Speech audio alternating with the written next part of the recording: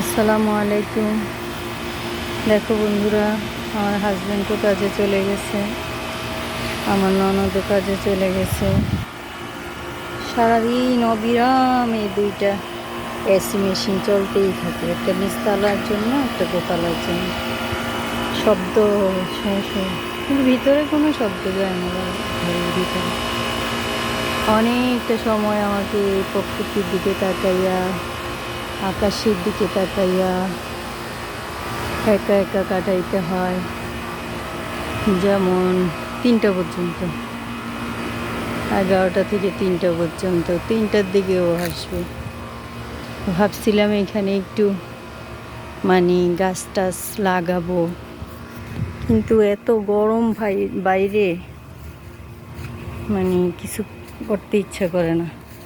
যদি আসিও আবার ঘরে চলে যাই, কিছু করব চিন্তা কইরা আসলেও ঘরে চলে যাই। গরম, অনেক গরম বাইরে। এই যে আমার ননদের কাছে, আমার ননদ লাগাইছে এই সিম গাছগুলি। এই গাছে সিমের ফুল আসছে। সিম ধরলে তোমাদেরকে দেখাবো, তোমাদের সাথে শেয়ার করব। ওই দিন আমার দেবর গিয়ে বলতেছিল, ভাবি আপনি কি দেখছেন আমাদের লাউ গাছে লাউয়ের ফুল আসছে। এটা হচ্ছে লাউয়ের ফুল। আমি অবশ্য আসি না বাইরে তেমন একটা। এই যে এখানেও আছে পুদিনা গাছগুলি, সব মরে গেছে গরমে। পানি দেয় আমার দেবর, পানি দেয়। কি যে গরম, এই গোলাপটি দেখলেই বোঝা যায়।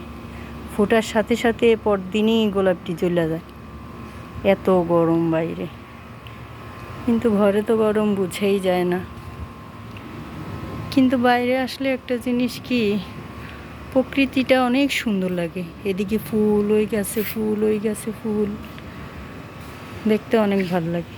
আমি যখন আসি তখন এই জায়গাগুলি একদম আবর্জনা, বন জঙ্গলের মতো হয়েছিল। এগুলি সব আমার দেবর পরিষ্কার করছে। এখন অনেক ভাল লাগে, খালি জায়গাটা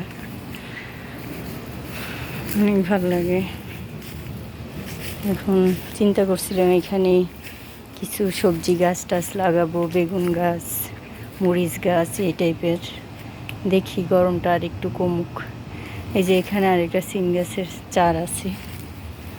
এগুলির মধ্যে এগুলি অনেক যত্ন করতে হয়, এদিকে অনেক পানি দিতে হয়, কারণ অনেক গরম না, অনেক পানি দিতে হয়।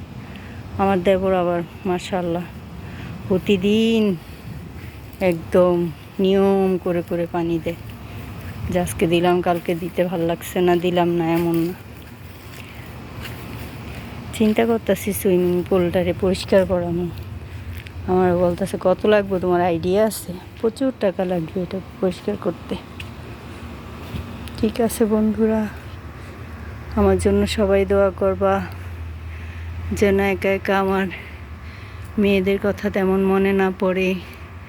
প্রকৃতির এই সৌন্দর্য দেখে দেখে যেন আমি সময়গুলি কাটাইতে পারি। ইনশাআল্লাহ রমজানে বাংলাদেশে যাব চিন্তা করছি। রমজান পর্যন্ত যেন মনকে ভুলাইয়া ভালাইয়া রাখতে পারি, কাজে ব্যস্ত করে রাখতে পারি। আল্লাহ হাফেজ।